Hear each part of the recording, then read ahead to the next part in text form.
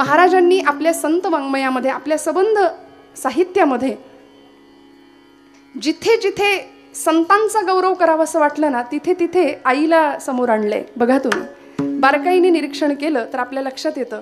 आणि ज्ञानोबा काय, तुकोबा काय, समर्थ काय, एकनाथ बाबा काय, आमचे नामदेव महाराज काय, या सगळ्याच संतांनी मातृशक्तीचा गौरव पदोपदी आपल्या काव्यांमधून, आपल्या वाङ्मयामधून केलाय.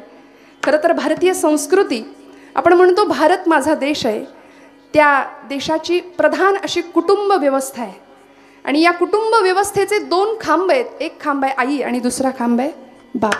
म्हणून प्रत्येकाच्या घरामध्ये असे दोन सोन्याचे खांब आहेत. मी म्हणते काय जपायचं असेल आयुष्याचं तर हे खांब जपायचे, सोन्याचे खांब आहेत. बरं, ते शोधायला गेलात तर आतलं सोनं ज्याला दिसायचं त्यालाच दिसतं. आणि झळाळून टाकणारी व्यक्तिमत्व तेव्हाच घडतात जेव्हा मातापित्यांचं त्याग, समर्पण त्या घराला मिळतं. आज तुकोबरायांच्या या अभंगाला स्पर्श करताना महाराजांचा 4 चरणांचा गाथेतला उत्कृष्ट आईचं महात्म्य सांगणारा आणि संतांचं महात्म्य वर्णन करताना मातृशक्तीचा सुद्धा गौरव एका अर्थी करतात तुकोबराय. तिला संतांच्या पंक्तीत नेऊन ठेवतात. त्यामुळे संत आणि आई एक समान असल्याचं तुकोबराय ठासून सांगतात. आणि असा मातेचं महात्म्य वर्णन करणारा तुकोबरायांचा अत्यंत गोड, हृदयाला भिडणारा, मनाला स्पर्श करणारा आणि काय महाराजांनी चाल गायली, त्या चालीमध्ये कितीतरी हृदय हलवून गेली अशी सुंदर चाल त्या अभंगाला सुद्धा साजेशी ओंकार महाराजांनी लावली. त्यामुळे वाजवा ना, मनापासून वाजवा, टाळाटाळ नाही करायची. मागे दाद यावी अशी की खोकला येते तशी दाद यावी. ती दाद मागून नाही मिळत, दाद आपोआप यावी लागते. त्यामुळे मनापासून जिथं कौतुक करावं असं वाटेल ना तिथं मोकळ्या मनाने करावं. बरं का, हातचं राखून ते बरं नसतं कौतुक. त्यामुळे आपण सगळी सुज्ञ आहात. मला जाणीव आहे आपण बहुश्रुत मंडळी आहात. अनेकांचं अनेक पद्धतीचं श्रवण आपण केलेलं आहे. श्रवणाचे मिसे बैसावे येऊनी, साम्राज्य भुवनी सुख नांदे. माऊली म्हणते येथे मोक्ष असे आयता श्रवणाची आहे माझी. आयता मोक्ष तुम्हाला आम्हाला कीर्तनात संत देतात. आणि कीर्तन ही नवविधातली श्रेष्ठ असलेली भक्ती.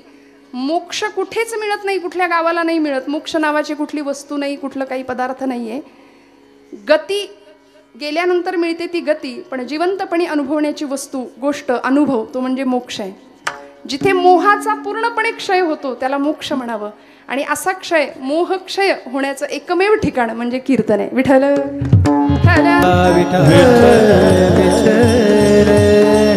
त्यामुळे प्रथम पुण्यस्मरणानिमित्ताने आयोजित केलेली ही कीर्तन सेवा, अगदी साजेसा असा अभंग, एका आईच्या त्यागाला, समर्पणाला दंडवत करणारा, तिचं महात्म्य वर्णन करणारा तुकोबरायांचा अत्यंत गोड अभंग आहे.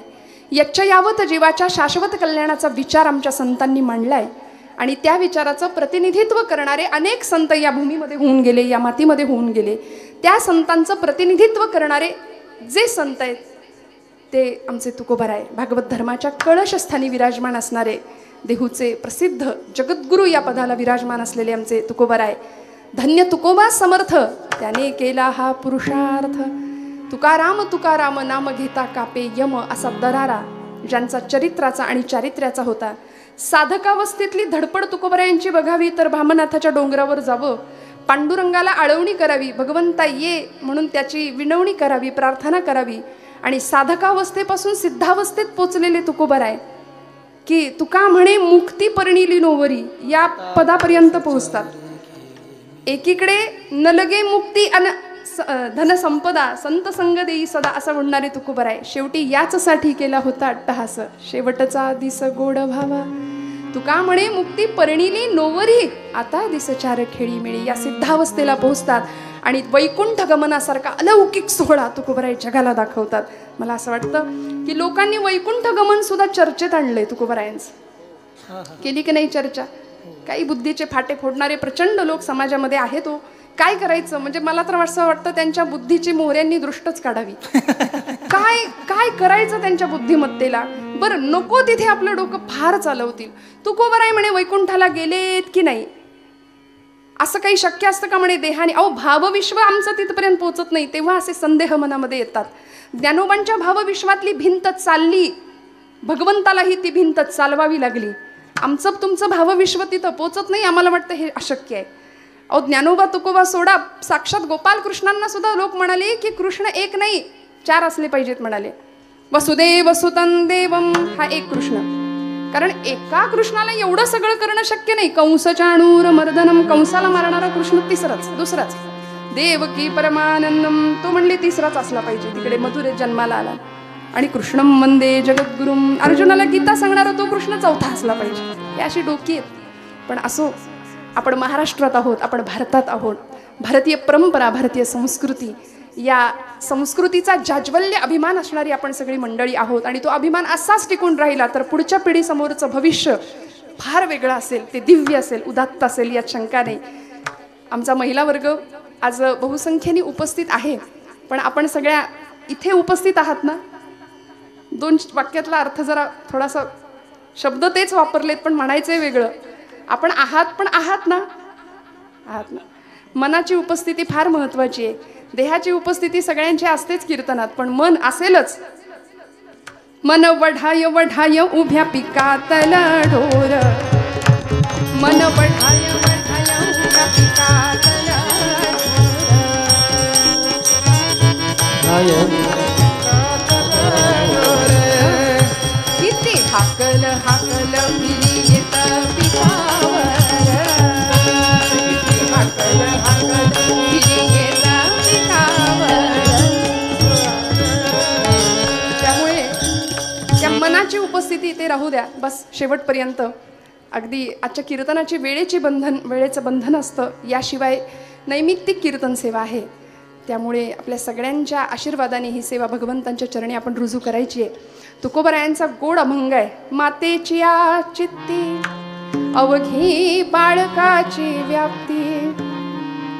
आईचा गौरव केलाय. अर्थात भारतीय संस्कृतीनंच मातृशक्तीचा गौरव केलाय. सप्तशतीमध्ये 23 श्लोकांचं वर्णन आहे आईचं वर्णन करणारे, किंवा त्या जगदंबेला, त्या जगदात्रीला, धरित्रीला, प्रकृतीला, मायेला वंदन करणारे.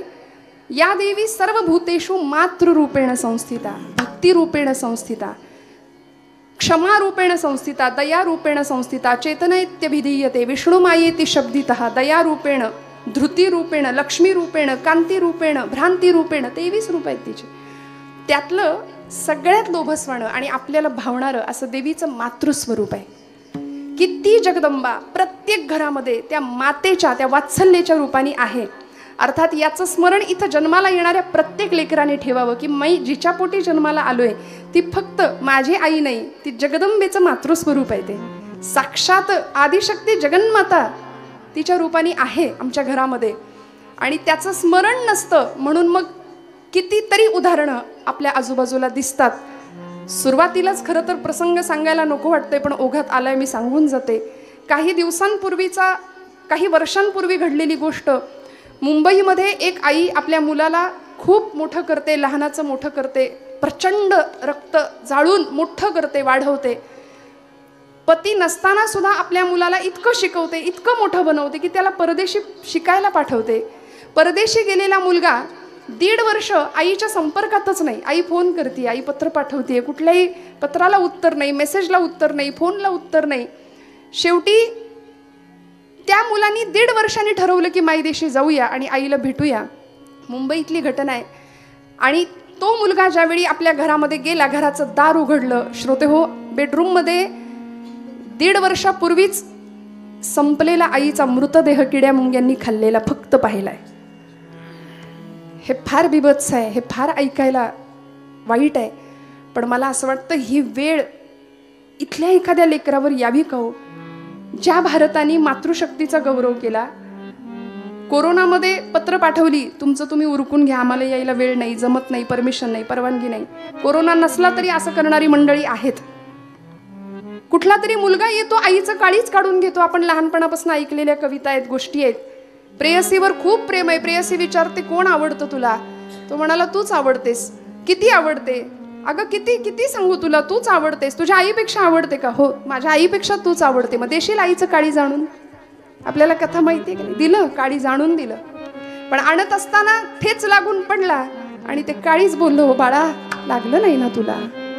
तुला त्रास नाही ना झाला? ही कथा आपण खूप पूर्वीपासून अगदी ऐकतोय. आताच्याच मुलांना हे असलं काही ऐकायला मिळत नाही. ते त्यांचं दुर्दैव की आपलं दुर्दैव म्हणावं. कारण आपण जर त्यांना वेळोवेळी या गोष्टी आणि या कथा नाही सुनावल्या, नाही ऐकवल्या, तर आपल्यासारखे करंटे आपण ठरू बरं का. पुढच्या काळामध्ये भविष्याला जर आपण योग्य दिशा दिली नाही तर त्यांच्या जीवनातल्या अंधाराला ते कारणीभूत नसतील, आईबाप म्हणून आपण कारणीभूत असू. हे कायम ठासून पक्क ठेवा हृदयामध्ये.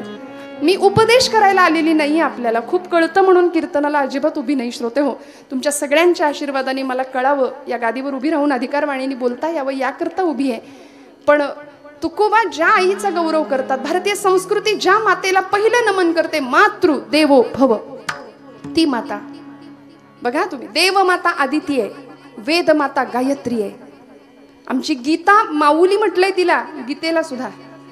विनोबा भावेंनी गीतेचा टीकाग्रंथ लिहिला, नाव होतं गीताई. आईनी सांगावं, विनू तू एवढा गीतेचा भाष्यकार आहेस, अभ्यासक आहेस, मला गीता कळत नाही रे संस्कृतमध्ये. मग त्यांनी लिहिली गीताई. गीताई आई माझी, मी तिचा बाळ नेणता, असं म्हणायचंय. ज्ञानोबांची ज्ञानेश्वरी माऊली आहेत, ज्ञानोबा माऊली आहेत. आमची धरती माता, इथून सुरुवात करूया ना आपण. आईचं चराचरात असलेलं अस्तित्व, मातृशक्तीचं अस्तित्व. खूप लक्ष देऊ नाही का, मला प्रपंचातल्या गोष्टी फार कमी सांगता येतात, मला येतच नाही. विठ्ठल विठ्ठल विठ्ठल. आपली धरित्री माता, जुनी मंडळी मला सांगा, सकाळी उठल्या उठल्या काय श्लोक म्हणतो आपण? समुद्र वसने देवी. आता हे कॉन्व्हेंटच्या पोरांना नाहीये, काही माहिती नाही, काही येत नाही, आणि येत नसेल तर शिकवणं आपलं काम आहे की नाही. पण घरामध्ये आजोबा किंवा आजी बोलायला लागली तर नातू म्हणतो तुम्ही गप्पा, तुम्हाला काही कळत नाही. त्याच्या त्या बोलण्यावर सगळे हसतात. हो काय बाळ हुशार आहे आमचं, बघा गप करते आजीला सुद्धा. तिथं फटका देण्याची गरज आहे. लाल येत पंचवर्षांनी दशवर्षांनी ताडे येत. कसा बोलेल परतच्या वेळी उलटा. आपण काय करतो, एक गाल पुढे देतो लहानपणी, मार मार मार, ते मारतं मग गालात, कुणाच्या वडिलांच्याच आईच्याच. दुसऱ्या गालात पण मारतं. मोठा झाल्यानंतर हाताच्या ऐवजी लाथ वापरतो. हे ऐकायला खरं कटू आहे, पण ही वस्तुस्थिती आहे. त्यामुळे येथ वडील जे जे करीती, माऊलींची प्रसिद्ध आणि माझ्या आवडीची ओवी.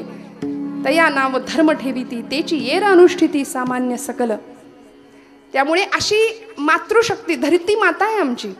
समुद्र वसने देवी पर्वतस्तन मंडले, विष्णुपत्नी नमस्तुभ्यं पादस्पर्शम क्षमस्व मे. प्रार्थना केली पाहिजे. जिला पाय लावतोय आम्ही ती धरती माता आहे, भारत माता आहे आमची. आमच्या मातृभूमीसाठी कणाकणाने झिजणारी कितीतरी मंडळी आपण पाहिली, की अशा मातृशक्तीला, म्हणजे ती भारतीय माता, वेदमाता, देवमाता, धरती माता, या सगळ्या मातांच्या पलीकडे जाऊन निसर्गातलं मातृत्व सुद्धा, म्हणजे जन्मदात्री आई तर आहेच आहे, तुम्हाला मला देहाने जन्माला घालणारी आई, जिच्याशी आपली नाळ जोडली गेलेली आहे, ती आहेच आहे. पण याही पलीकडे जाऊन त्या मातेचा गौरव करताना तुकोबारायांनी त्या मातेला संतत्वाच्या पदापर्यंत नेऊन पोहोचवलं. ती आई आणि संत दोन नाहीच आहेत. कारण जगाचं सर्वतोपरी कल्याण व्हावं असं दोनच व्यक्तींना वाटतं, ती म्हणजे आपली आई आणि एक म्हणजे दुसरे संत. या दोघांनाच असं वाटतं की आपलं सगळं सर्वतोपरी विश्वाचं कल्याण व्हावं, आणि हे कल्याण करण्याकरता संत दादागिरी करत नाही. तो आई दादागिरी करत नाही. फार तर काय म्हणते, मेल्या उन्हात काय मरतोस, मरायचंच असेल तर घरात येऊन मर कार्ट्या. आता हे मर म्हणजे तिला खरंच मर म्हणायचं असतं का हो? जी आई आपल्या लेकराला मर म्हणते तीच आई आजारी पडल्यावर उषा पायथ्याशी बसून सुद्धा राहते. त्यामुळे संत सुद्धा अशाच पद्धतीने आम्हाला आमच्या जगाच्या जीवनाच्या कल्याणाची कामना करतात. सकलांच्या पाया माझा दंडवत, सकलांच्या पाया माझा दंडवत, सकलांच्या पाया माझा दंडवत, सकलांच्या पाया माझे दंडवत. आपुलाली चित्ता शुद्धाकारा, आपुलाली चित्ता शुद्धाकारा, सकलांच्या पाया माझे दंडवत, सकलांच्या पाया माझे दंडवत.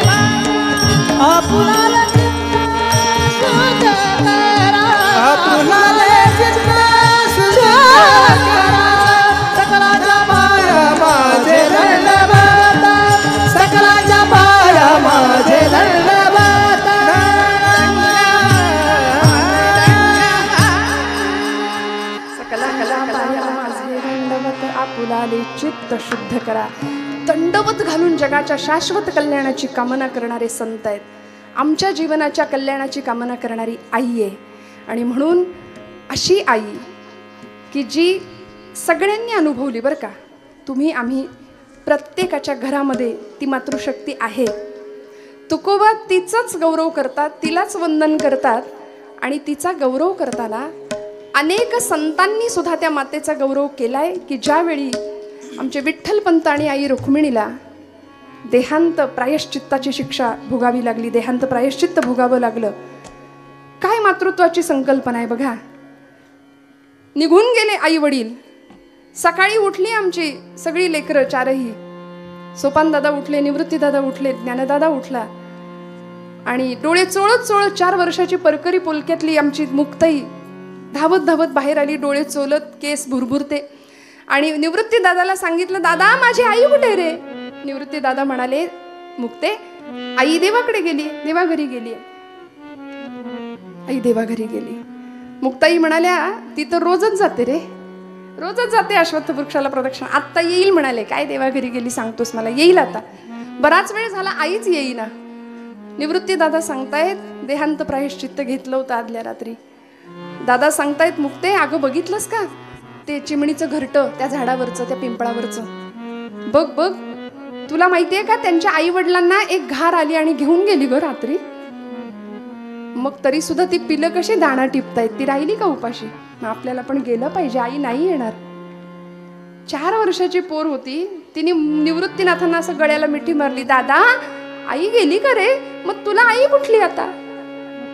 दादा तुला आई कुठली? निवृत्ती दादांनी आत्तापर्यंत आवरलेला हंबरडा फोडला, मुक्ताईला कडकडून मिठी मारली आणि म्हणाले, मुक्ते आजपासून तू माझी आई. मुक्ता नाही, मुक्ताई. तेव्हापासून मुक्ताई झाल्या आमच्या आदिशक्ती ब्रह्मचित्कला जगज्जननी आद्यत्रय जननी देवांची. आणि अशा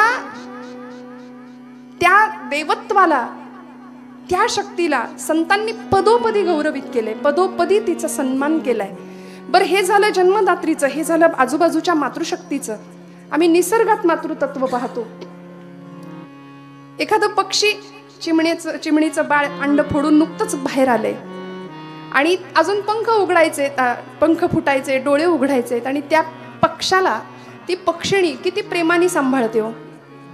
माऊली ज्ञानेश्वरीत सांगतात बरं का, मग ती जे जे करावे ते मजची पडले आघवे, जैसे अजात पक्षाचे निजीवे पक्षिणी जिवे. अंड्याचं कोश फोडून पिल्लू बाहेर आले, पंख फुटायचे, डोळे उघडायचे, मग त्या पिलाला ती आई किती प्रेमाने सांभाळते, त्याला दाणा आणून चोचीत भरवते, इतक्या प्रेमाने सांभाळते. माऊलींचा दृष्टांत यासाठी आहे. माऊली म्हणतात, असा मी माझ्या भक्तांचा सांभाळ करतो. माऊलींना सुद्धा मातृशक्तीचाच दृष्टांत का द्यावा असं वाटलो. देव भक्ताला आईसारखं सांभाळतो. ती चिमणी त्या पिलाला असं म्हणते का, तू माझ्या म्हातारपणची काठी आहे. तिला माहिती असतं उद्या ते उडून जाणार आहे, त्याच्या पंखात बळ आले की ते निघून जाईल, स्वतःचा आकाश निर्माण करेल. पण ती असं नाही म्हणत, आता सातबाऱ्यावर तुझं नाव लागेल, तू माझ्या म्हातारपणची काठी आहे, हे सगळं तुला मी कशासाठी करते, हे सगळं आमचं बघायचंय तुला परत. कुठलीही अपेक्षा नाही हो, कुठलीच नाही अपेक्षा. निर्व्याज, निष्पाप, निष्कलंक आणि निर्लेप ज्याला म्हणावं असं प्रेम, प्रचंड उदात्त अंतःकरणाने केलेलं प्रेम. आणि ते दाणा भरवती. एक दिवस त्या पिलाला फुटले पंख, ते गेलं, ते आलंच नाही परत. आमच्या खानदेशातल्या बहिणाबाईंनी फार सुंदर रूपक केलं. त्या म्हणाल्या, अरे खोप्यामंदी खोपा सुगरणीचा चांगला, अरे खोप्यामंदी खोपा सुगरणीचा चांगला, देखा पिलासाठी तिनं झोका झाडाने टांगला, देखा पिलासाठी तिनं झोका झाडाने टांगला, खोप्यामंदी खोपा सुगरणीचा चांगला, देखा पिलासाठी झोका झाडाने टांगला, खोपा इनला इनला, खोपा इनला इनला, खोपा हिंडला हिंडला, झुलता पडला, झुलता पडला, खोपा इनला इनला, जसा झुलता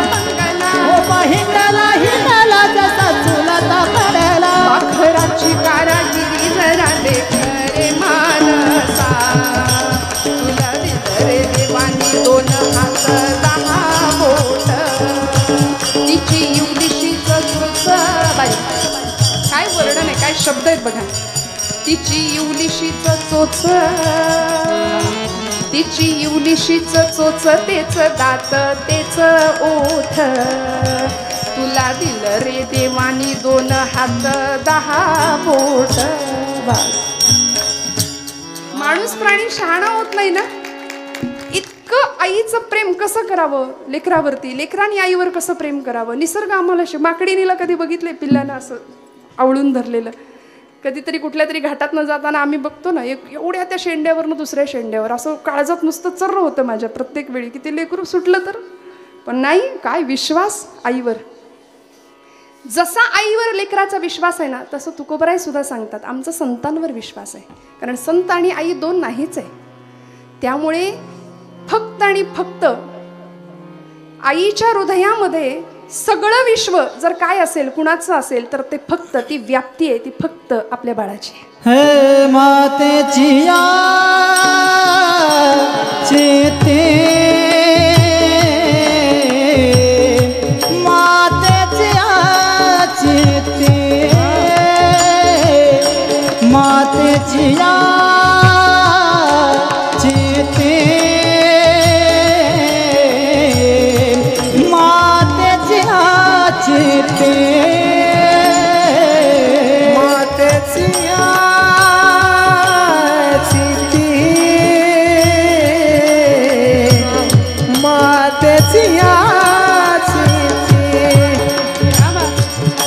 मातेची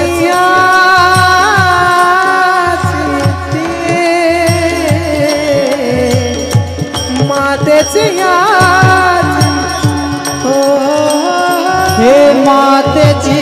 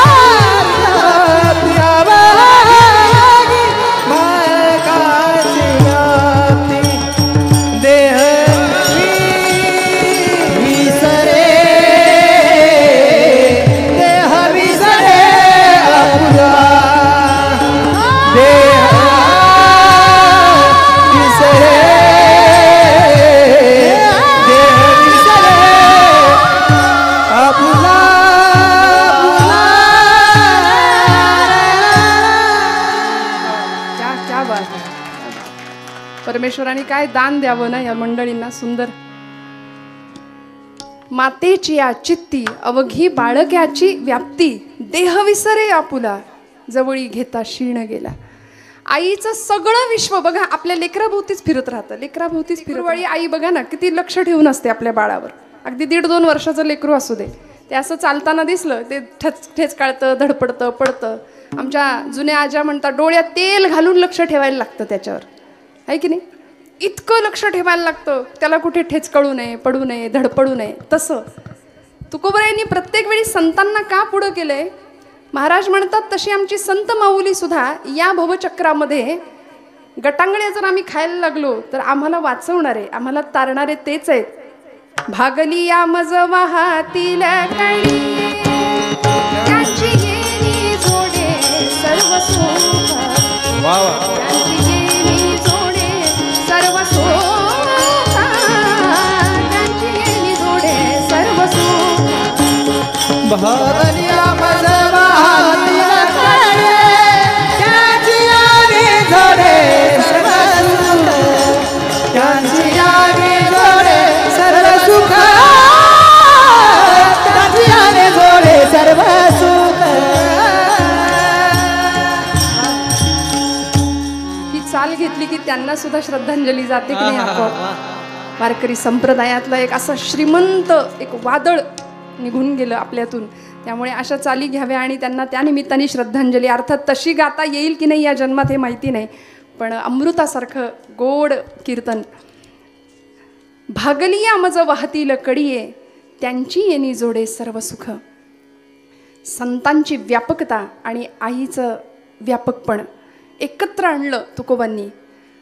मातेची या चित्ते बाळकाची व्याप्ती हे सांगत असताना आईला लेकराशिवाय दुसरं विश्वच नसतं. आपल्या सगळ्यांना माहिती आहे, माऊली म्हणते लळे याची या बालका किरीटी, गवसणी करुणी स्नेहाची दिठी, आणि खेळता पाठोपाठी माऊली धावे. ती त्याच्या मागे मागे मागे मागे धावत असते, तिचं वात्सल्य धावत असतं.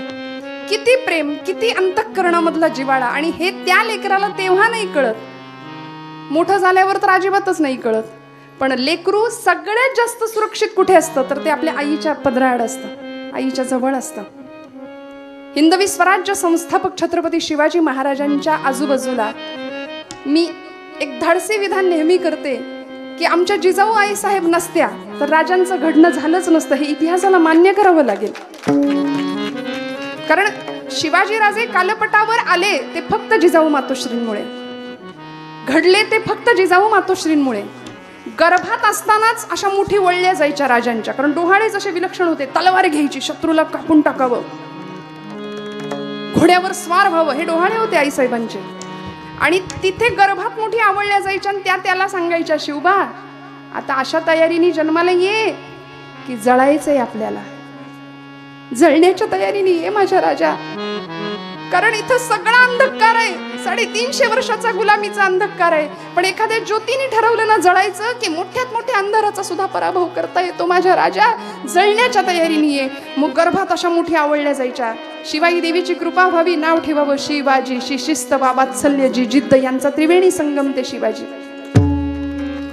त्यांना घडवणारी जी जाई, जी जिद्द, जाज्वल्य देशप्रेम आणि ईश्वर निष्ठा यांचा त्रिवेणी संगम त्या जिजाबाई. जी जाई तिथं जाईप्रमाणे सुगंध देई, असं मातृशक्तीचं सुंदर रूप आमच्या भारतीय इतिहासाला दिसलं जिजाऊ माऊलींच्या रूपामध्ये. आणि किती घडवावं, तासन तास टक लावून बघत बसावं, पुण्यात आणावं, बाळाने विचारावं. 5 वर्षाचे झाले, शिवबाराजे विचारलं, आई कुठाय माझा वाडा, कुठाय माझा घोडा. आई म्हणते मोठी माणसं आयत्या घरात राहत नाहीत बाळा, ती घरं बांधतात आणि मग राहतात. इथं वाडा नाही, इथं घोडा नाही, सगळं बेचिराग झाले. रायाराव नावाचा हिंदू सरदार गाढवाचा नांगर फिरवला होता पुण्याच्या भूमीवरनं. माणसं परागंदा होऊन देशोधडीला गेली होती, राखेचे डोंगर साचले होते. एक पहार ठोकली होती आमच्याच माणसांनी, मुरार जगदेव त्याचं नाव. एक पहार ठोकली, त्याच्यावर एक मानवी कवटी अडकवली, पुण्याच्या वेशीला चपलांचं तोरण टांगलं आणि सांगत होते जो कोणी इथं स्वराज्य निर्माण करण्याचा प्रयत्न करील त्याच्या घराची आम्ही अशी मसनवट करून टाकू. आमच्याच घरातल्या लेकी बाळींची अब्रू लुटताना डोळ्या देखत बघण्यापलीकडे दुसरा इलाज पर्याय उरला नव्हता, असा भीषण भयावह काळ. आणि तिथे 5 वर्षाच्या डोळ्यात ही आई स्वराज्याचं दिव्य स्वप्न बघत होती. सांगत होती, बांधाल का वाडा, घ्याल का घोडा, कराल का सैन्य निर्माण. आणि 5 वर्षाचं लेकरू सांगत होतं, हो आई, मासाहेब तुमचा आशीर्वाद असेल आणि भगवंताचा आशीर्वाद असेल तर हे राज्य होईल ही काळ्या दगडावरची रेषा. आणि पुढे काय झालं हे इतिहासाला ज्ञात आहे, आपण सगळे त्याचे साक्षीदार आहात. मला सांगा, तीच माता, काय असतं आईचं कठोरपण, म्हणजे कॉम्प्रोमाइज ज्याला आजच्या भाषेत मराठीत बोललं तर लवकर कळतं, कुठेच केली नाही. आपलं कसं असतं, आमच्या बाळाचा काही त्रास नाही,